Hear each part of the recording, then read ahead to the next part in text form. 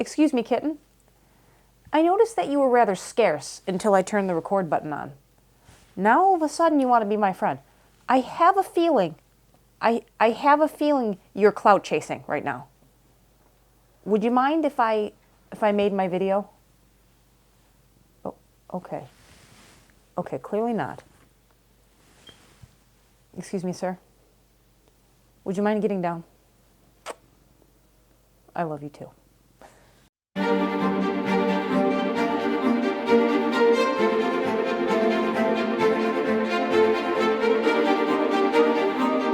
Hello friends, welcome back to the channel. If you are new here, my name is Sarah and I make videos about health and fitness and all of those things, endurance sports. So if that's something that you're into, perhaps you'll feel so inclined to scroll on down there below and click some of them there buttons.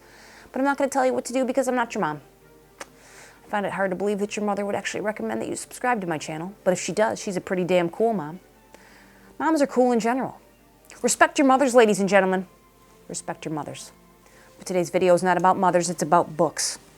Yes, reading is one of my favorite pastimes, especially when I have the opportunity to learn material about which I am passionate, in this case, endurance sport and cycling. And in this video, I want to give you 10 book recommendations if you are looking to level up your knowledge about training methodologies and endurance sport and cycling and all of that fun stuff so that you can become a stronger and faster athlete.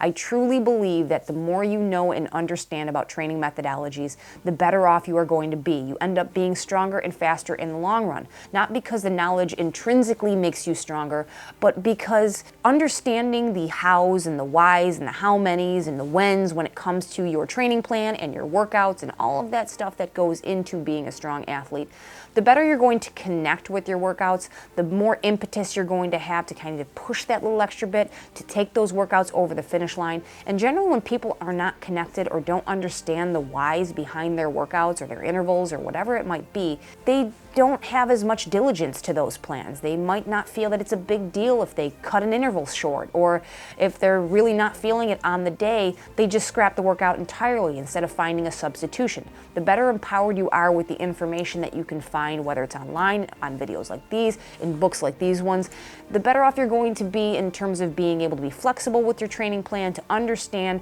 how to make the proper substitutions, and really bring your training and workouts over the finish line. I started very early with understanding the training methodologies back when I first started cycling, and I wouldn't have it any other way. I did not spend as much time as a lot of folks did just kind of riding around aimlessly. Listen, I did my share of riding around aimlessly, but a lot of people have that sense of regret when it comes to training. That's, you know, I spent my first 2 years just riding too hard or not hard enough, and I never got any stronger. And understanding some of the material that you might find in some of these books might help you to prevent some of those mistakes, especially if you're early in your cycling career, as it were. If you're a little further along, it still doesn't hurt to learn more and more about the training methodologies. I learn something new every day, whether it's through reading books or research papers, and it always enhances my understanding of sport, and I really enjoy being more and more connected with the training. Now, this list of books is by no means exhaustive. Whenever you give a list of anything here on YouTube, there is undoubtedly going to be somebody who comments because their particular object, fill in the blank of choice, was left out. You didn't mention this, or you should have talked about this. I am not saying that this list is exhaustive. In fact, I'm not saying that this is the best 10 books overall, that everybody needs to own all of these books.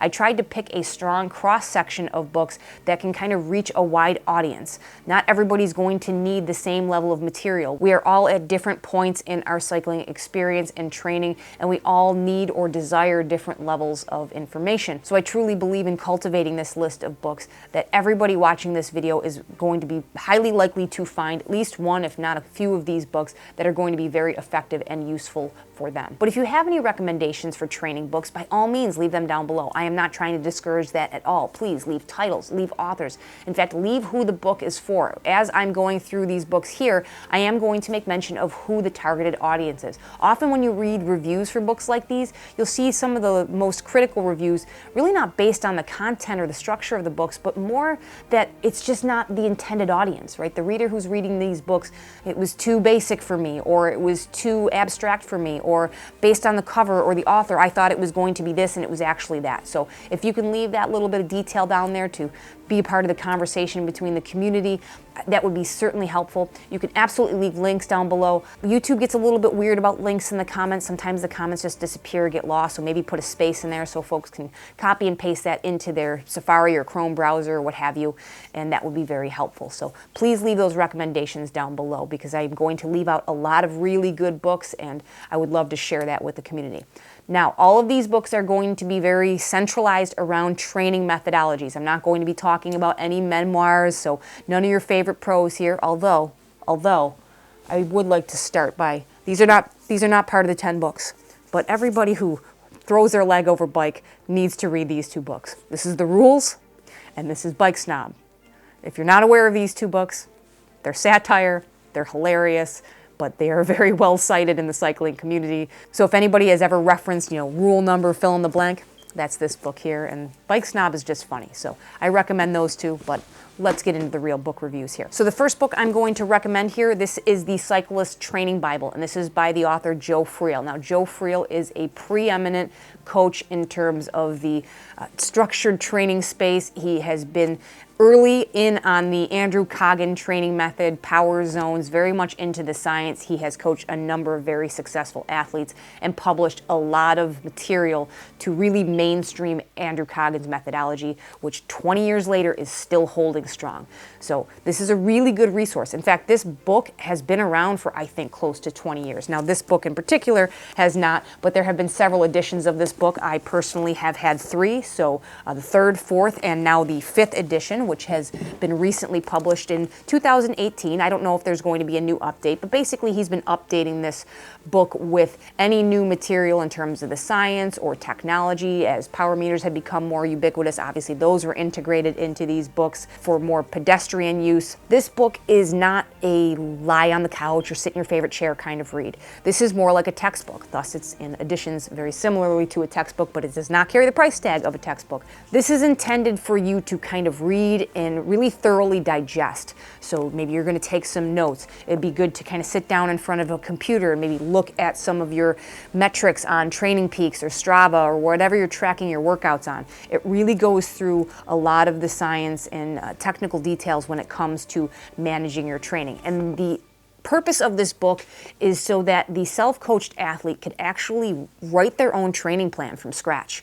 So you can actually plan out your year, your season, and write yourself a training plan. You do not have to be beholden to a canned plan. If you cannot afford a coach, you don't have to buy a plan from Training Peaks or Trainer Road or Zwift or whatever one of those platforms you're using right now. You can actually build your own plan, and maybe you can use those platforms just to pluck workouts, pre-made structured workouts that fit into the objective of the plans that you create, right? If you're doing a VO2 max level effort, if you want to do short sprints, you can just kind of pluck those workouts out and fit them into your plan. And even if you don't want to build your own plan, it helps you to understand the structure and the guidelines behind the plan that you are using. And when you have that knowledge, you're able to make the adjustments accordingly. Maybe you have some work obligations, or maybe you just didn't get enough sleep one day, or you're just a little bit too fatigued. It will imbue you with the knowledge that you need to make the adjustments necessary while still maintaining the semblance of structure that is intended. Timing your workouts and spacing them out in very specific ways has the best possible efficacy in terms of your training. And you can certainly see adaptations by just kind of throwing a bunch of spaghetti at the wall in terms of workouts, but you'll see better adaptations if you do the structure accordingly, if you periodize your training properly, and you space those workouts out the way that there's kind of outlined in books like these. So I would highly recommend it. This is a book I would recommend for pretty much everybody. It doesn't matter what stage of your cycling experience or career you are in. You can learn something from this book.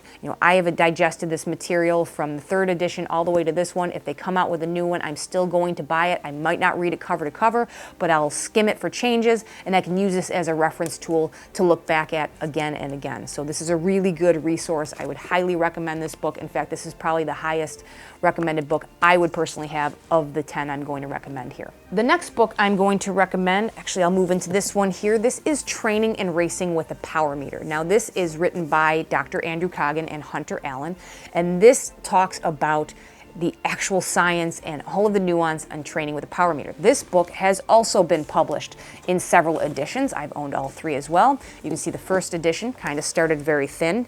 Power meters were not that ubiquitous for the pedestrian or amateur athlete back then.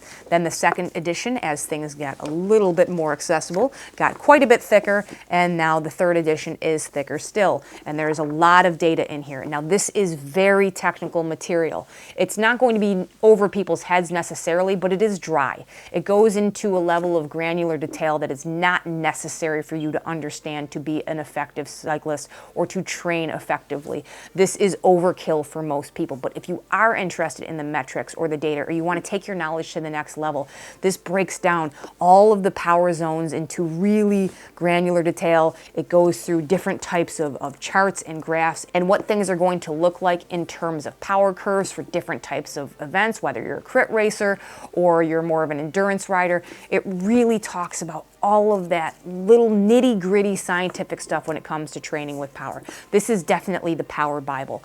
This is probably a more advanced read for somebody a little bit further along in their training.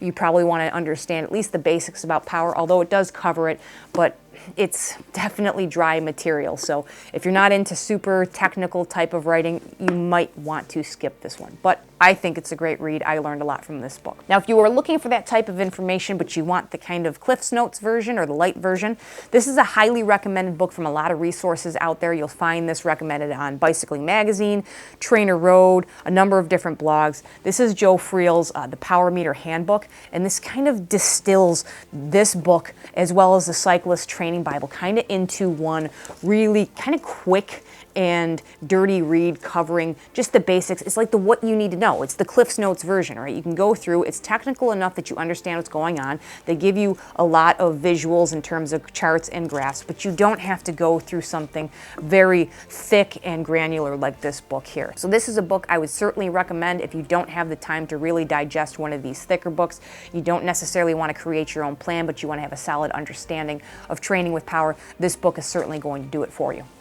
Now the next book, actually the next two books I'm going to recommend are for the individuals with lesser time to train, and thus the aptly named The Time Crunch Cyclist by Chris Carmichael of Carmichael Training System. Now this isn't the newest version of this book. There is a newer edition. The third edition is out for this book, but this is intended for people who have about 6 hours a week to train. Whether you have a taxing job or a family, a little bit of both, other obligations, and you still want to be competitive on the bike, a book like this will actually teach you how to put together a plan and maximize on your time so that you can be effective. Plenty of people race criteriums on 6 hours a week. This book can help to lead you there. It goes through strength training. It teaches you how to be a little bit more creative. Perhaps you commute to and from work or school on your bike, how to use that to get a little extra training volume in.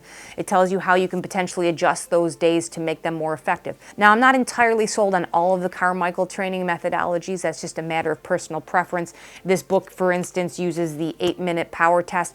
Don't quote me on the third edition. They may have changed that. I think the 8-minute power test has fallen out of favor by a lot of coaches and training programs because people with a very strong VO2 max level power curve or a very weak one tend to be under or overrepresented in their power for those tests. So most people are referring more towards the ramp test or the 20-minute test. But there's a few things in here that I'm not super keen on, but that's just, again, my own personal preference, and you can still learn a lot from this book. I do not know what's in the third edition and what changes have been made, so perhaps my point is moot here, but I still think that there's a lot of value in this book. I just don't use it because I don't need a low volume training plan at this point. Doesn't mean I won't ever circle back to it, but right now it's just not the right book for me, but it might be the right book for you. The next book I have would be for the same folks in that camp, and this is Maximum Overload for Cyclists. This is written a few years ago by Jacques Devore and Roy Wallach. This book was kind of gimmicky the way it was marketed. It was published through Bicycling. I wasn't super keen on that once I got into reading it. It was kind of marketed as if you were just going to be able to replace cycling workouts with strength training and just get stronger. Now, I think a lot of this is semantics because there is a lot of science to support that if you have whatever number of hours you have to train, if you segment some of that time to training in the gym or with strength training, you will certainly get better on the bike and get quite a bit stronger. Strength training is absolutely important when it comes to cycling and endurance sports. So many people stay away from it, but it can just make a world of a difference. There's a lot of research to support that. I think it was just the way that they kind of sold it as some kind of like miracle, and I just didn't like the way that they marketed it, but that's neither here nor there. It still has a lot of value in terms of the exercises it prescribes. It talks a lot about the science behind, muscular and bone density and why strength training is important. The workouts that they use are pretty decent. They have a specific kind of proprietary blend, if you will, of overload training exercises. They're pretty decent. I've gone through some of these workouts. They give you pictures of everything in there. It's a pretty decent book. My biggest criticism is that it's not really well written or structured. It gets a little repetitive. It gets a little bit patting their own back, a lot of anecdotes in there that they could have just left out and gotten to the brass tacks here. It jumps around a little bit, but there's still value to be had in this book. It's probably my least favorite on the list, but I did want to include a couple of options for folks, especially on lower volume plans, and because I know that's a lot of you out there who are, with families and jobs and all of that. So hopefully one of those two books will kind of suit your fancy, if you will. The next book I have is for the women. Okay, so sorry men, I'm going to ignore you for a minute. But this book is called Roar. Actually, ironically, it was recommended to me by a man. It was a male coach on the Trainer Road forum. He had actually read this book because he was coaching women and he wanted to understand more. I thought that was very open-minded, and it's a sign of a good coach, somebody who's continuously trying to learn. But this is written by Dr. Stacy Sims, and she goes into the specificity and the research behind women and our differences biologically and physiologically when it comes to endurance sport. And the premise behind this book is basically women are not small men. She says this no less than 24 times in this book. And she says this because it's kind of the way that we've been training women for a lot of years, right? Sports were male dominated for a long time. And as we trickled things down and bridged across the divide to women, and women started participating more and more in these sports, they just followed the same training plan, the same nutrition plan, and just assumed it was going to work with the same degree of efficacy as what the men were using. But that's not really the case. We have different recovery rates, different hormones, different nutritional profiles. What works for men does not always work for women. And it's not necessarily because we are the fairer sex. There's a lot of research in here to understand why things are the way that they are and how you can optimize on your biology and physiology as a woman. I just find it to be very well researched. She's a researcher, so this is stuff that she's worked with and been passionate about for years. This isn't just her touting somebody else's science. So there's a lot of good stuff in here. I don't follow everything in this book. Some of the nutritional stuff is just not, it doesn't fit my dietary profile, but you can still learn a lot from kind of the macronutrient recommendations that she makes here and carb timing and different types of strength workouts, all of that. There's a ton of good stuff in here, a lot of visual aids in here. I highly recommend it. You're not necessarily going to use every last thing in this book, but there's a lot to be learned as a woman in endurance sport by picking up this book. So I very highly recommend that one. The next book I have here is called Peak, and this is by Mark Bubbs. He's been on a number of different podcasts. You may have heard of him before, but he has gone through and really broken down all of the science of endurance sport. I mean, this is really a Bible, if you will, of science. There's stuff about sleep, circadian rhythm, nutrient timing, low carb, high carb, intermittent fasting, mindset. I mean, he goes through pretty much anything you would want to know as an endurance athlete and really goes through the science and the research. With that said, it is a very dense read. This is a very technical read. This is not some really fun story, lighthearted read. This is just, there's pages and pages of citations in the back. It's indexed to the teeth. There's just so much data in here. If you're not big into the scientific data and just a bunch of facts, this might not be the book for you, but I'm telling you, there's so much value in this information. It's just like a reference guide, right? Just if you think of something, you could probably find it in this book when it comes to how to support being a good athlete. This isn't so much about the specific training plans and methodologies around cycling. This is about all of that important stuff that you do surrounding your training that is going to give you the best bang for your buck and the best return when you do get in your sport of choice. So it's something I definitely recommend for those people who are at a point that they really want to absorb a lot of the science and figure out how they can take their training to the next level. This is a great book. The next book I have here is called Endure. This is by Alex Hutchinson. This is also a technical read, less than Peak, and this book is actually around the science concerning human potential and limits. So instead of being all of the supporting science to how you train well, rest well, sleep well, all of that fun stuff, this is about how to push yourself. This is about suffering. This is about preconceived limits and how to push past them. In fact, a lot of Alex's research and understanding of this topic was done during Eliud Kipchoge's first attempt at the sub 2-hour marathon. So there is a lot of really compelling information in here, and it's definitely inspirational to get through this, but it is a little bit technical. But this is the book, if you've ever heard of the book, How Bad Do You Want It by Matt Fitzgerald. It's a very popular book out there. It's very inspiring, but it's all anecdote. This is the book that I kind of wanted that to be. I felt that I wanted more of the science and less of the story. So this is a nice blend for me and my personal tastes. But if you want more story, an alternative to this is How Bad Do You Want It by Matt Fitzgerald. I'll actually link that down below if you're interested as well. So this is a great book, or How Bad Do You Want It? And the next book I have is actually an interesting one. This is something I've had for a number of years, and I found this quite by accident. I think I found it recommended on Amazon or something years ago. And this is Cycling Anatomy, and this is by, I'm going to screw up this name here, by Dr. Shannon Sovndal, S-O-V-N-D-A-L. This will all be linked below, so you won't have to remember that. And the actual foreword is by Christian Vandeveld, so I guess some people know about this book other than me. But I think this is an excellent reference resource. When you are getting into strength training, this goes through every single muscle that you can think of in the body. It gives you a diagram, and it shows you the anatomy of the muscles, and then it tells you why that muscle supports cycling in general, how it helps you to support the bike, how it supports your form, how it translates to strength and durability on the bike. And then it goes through and it gives you exercises that you can do to support those muscle groups. And there's some dynamic exercises in the back.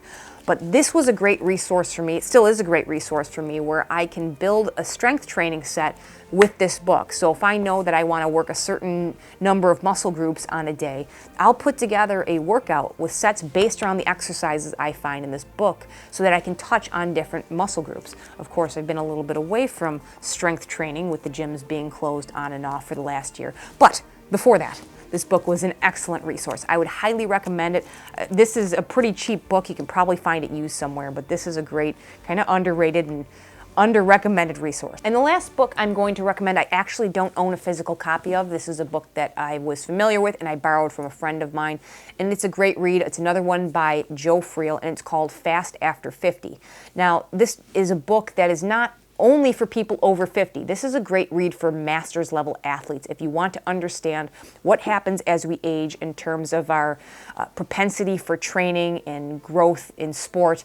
And he talks about how, as you age, you don't have to get slower. You may see your high end diminish. You might not have as strong of a sprint as you had when you were 20, or your VO2 max may diminish a little bit, but your tempo and steady state, sweet spot, and threshold can actually continue to improve. This is why we see some of the tour athletes really get stronger and better as they get older. And that's no exception for people in their 40s and 50s. I see a lot of great athletes out there that are in their 40s and 50s out there whipping up the young guns on some of the local climbs and group rides. They might not win that sprint finish, but they're doing very well for themselves. So it goes through kind of some of the things that you should be focusing on as a master's level athlete to maintain bone density and muscular density. Really important stuff to consider to make sure that you can maintain your speed and maybe even increase your speed in some ways as you get a little bit older. Now, just as a caveat to that, this book is really written around this idea of racing for those who continue to race in their 50s. You can learn a lot if you're not a racer and a competitive cyclist, but he is a coach. So he writes a lot of things through the lens of the coach, and he tells you the things that you need to hear, not the things that you want to hear.